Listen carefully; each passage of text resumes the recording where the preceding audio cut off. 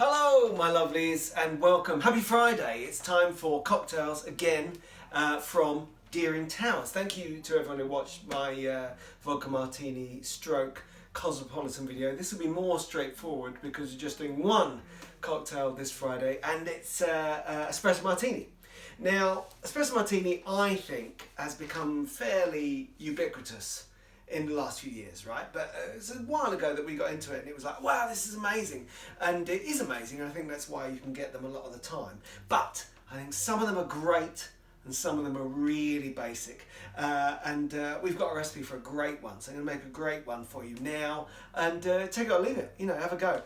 Because I think the basic thing is that you need vodka and you need coffee. And sometimes if you go to a restaurant or a bar or something, they make you an espresso martini and they've given you vodka and coffee, and that's no good. That's just basically like black tasting vodka. It's like whereas you need a few more special tricks to make it taste exactly right. So what we're going to do is get the vodka, some Stolly, lovely stuff. That's the go-to basic vodka in Deering House, as we talked about last week.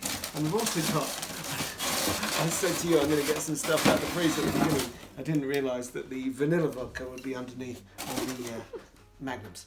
So vanilla vodka and straight vodka. That's Stolly Snide, always Stolly Snide. This is absolute, but if I could get Stolly Vanille, I would. Okay, so that's vanilla vodka and normal vodka, and of course ice.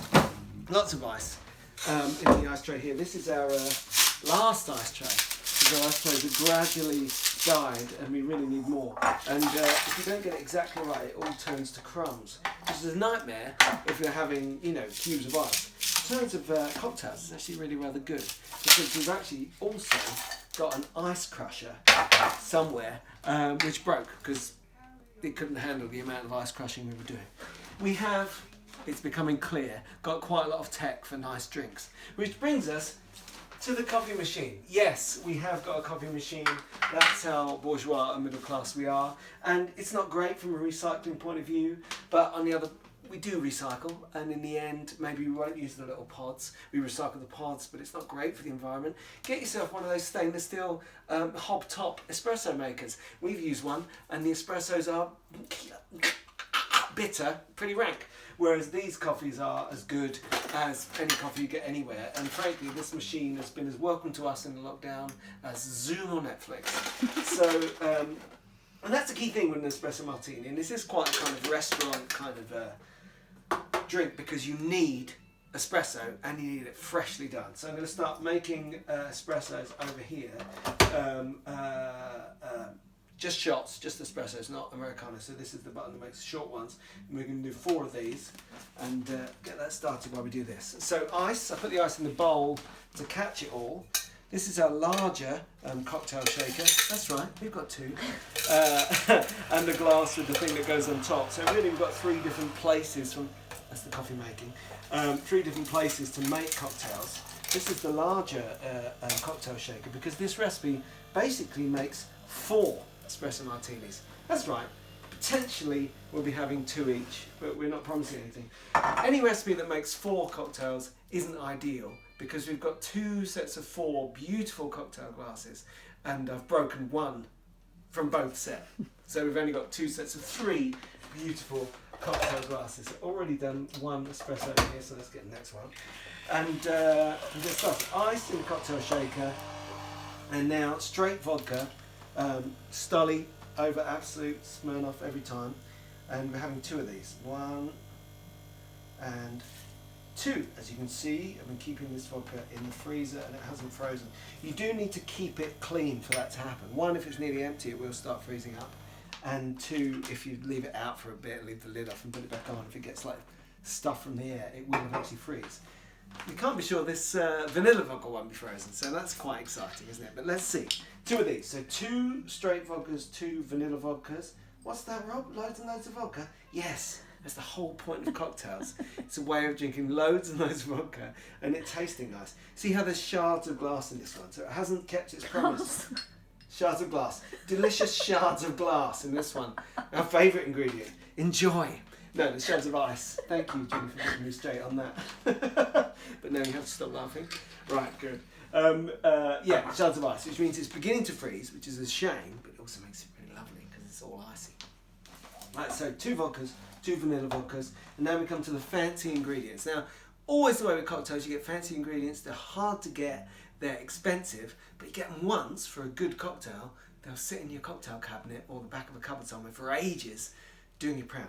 And that's what happens with these. We've got, first of all, Frangelico, because it's a monk. Have you ever seen this one? And it's the shape of a little praying monk.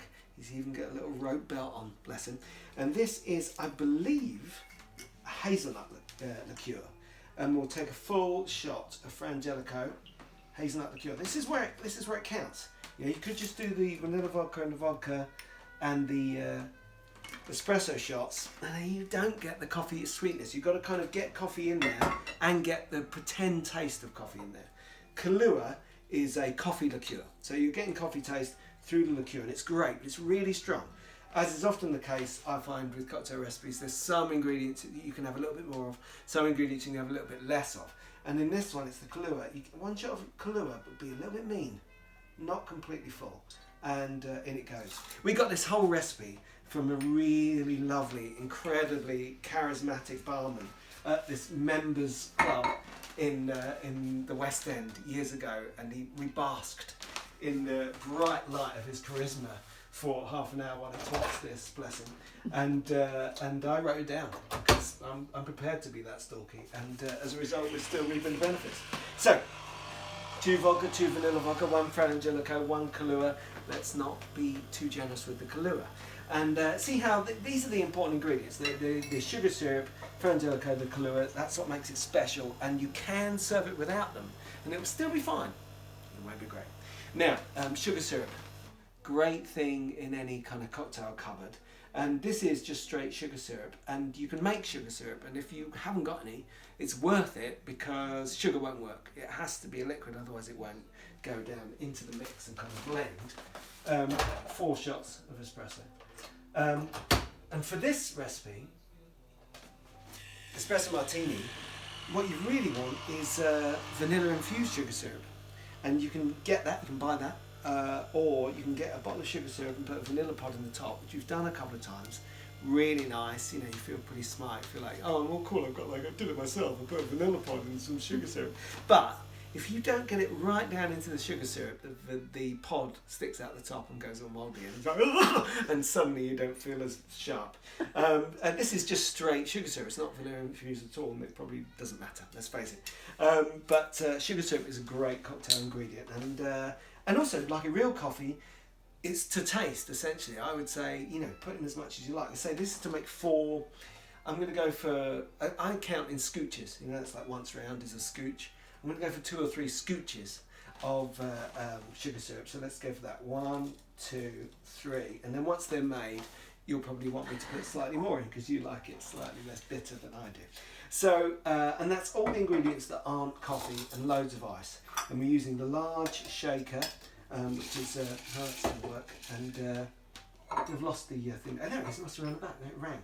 So that goes on the top there. Now, the good thing about the large shaker is that it leaks slightly, so that's exciting, isn't it?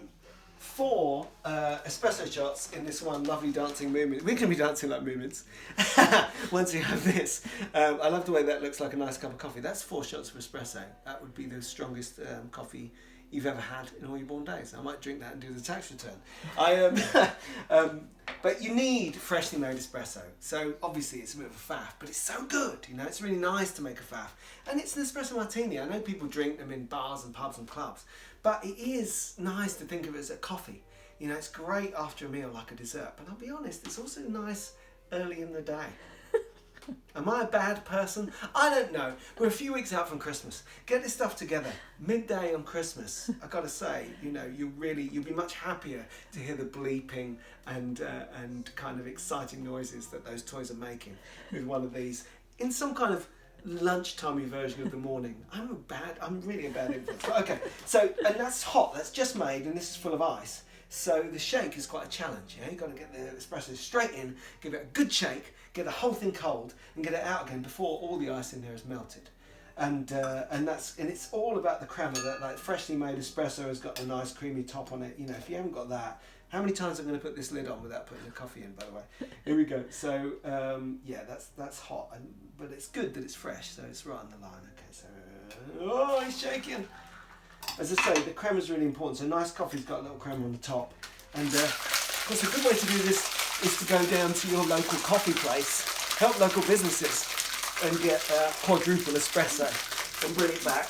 But still, don't leave it that long. If it's got to the point where there's no froth on the top and it's just a black, it looks like cold Coca-Cola, then that's no good. See, now there's ice in there, but it's cold. I can feel it cold on the outside.